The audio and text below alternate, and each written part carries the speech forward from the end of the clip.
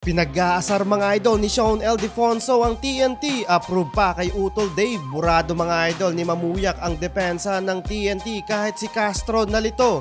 Kamot ulo ang veterano mga idol, halos di may pinta ang mukha ni Coach Chot Reyes. Halimaw si Kelly Williams, pinagpaglang ang depensa ni Bubelga. Game 1 sa pagitan ng TNT Tropang Giga versus independent team na Rain or Shine. Best of 3 series din ito mga idol. First bucket ng game ay napunta sa TNT courtesy of RR Pugoy. 10-0 run ang ginawa ng TNT Tropang Giga. Ilista mo pa itong back-to-back tres na ginawa ni na RR Pugoy. 8 minutes quarter mark, finally coming from downtown e naigalaw ng Rain or Shine ang talaan sa scoring. Natulog yata si Bubelga na isahan na naman ni RR Pugoy. Sa kabila mga idol, gustong magbuhat ni Santillan isolation play against Kelly Williams at nakasabit pa ng foul. In transition dribble drive offense by Big Bo against Galinato ang bumangga giba mga idol. And Mamuyak Eurostep nalito pa mga idol si Jason Castro. Trail by 10 points mga idol ang hinahabol ng Rain or Shine sa game. Pero dahil sa 3-pointer ni Kit Datu, naibaba nila sa 2 points ang lead ng TNT 24-26 sa pagtatapos ng first quarter.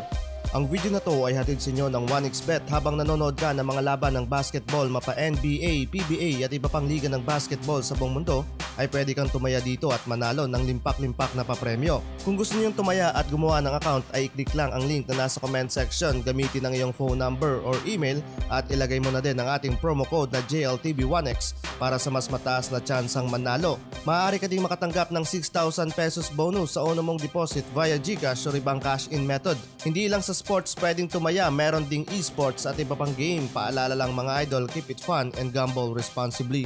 Second quarter, kinakalawang na yata mga idol ang depensa ni Jason Castro. Binura lang ng rookie na si Adrian Nucum. Pero this time kasi mga idol, naglalaro lang ang veteran guard kahit may iniindang injury. 7 minutes ng quarter, etabla sa 31 ang talaan sa scoring. Pero dahil sa crucial 3-pointer ni Borboran, nailamang na nila ang talaan sa game. Halfway ng quarter, umulan ng tres sa magkabilang team.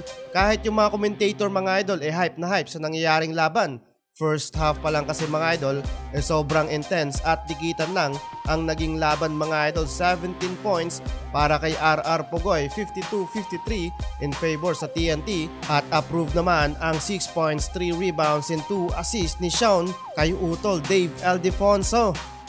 Second half, nakapag small run mga idol ang Rain or Shine kaya naitas nila sa 5 points at nakuha nila ang kalamangan sa pagbubukas ng third quarter. Yun nga lang, ayaw din paawat itong si Calvin Oftana kung saan nakapagbulsa na siya ng 19 points and 7 rebounds kaya balik na naman sa TNT ang kalamangan sa game. Samantalang hype na hype mga idol si Santillan nang ma-reject niya ang offensive play ni Jason Castro. Parang ngayon lang to nangyari sa buhay ni Santillan. Pero kinarma sa pangasar si Shawn Ildefonso sa TNT. Umasa na ma-choke si Coach Chot Reyes. 1-0 na in favor sa TNT Tropang Giga.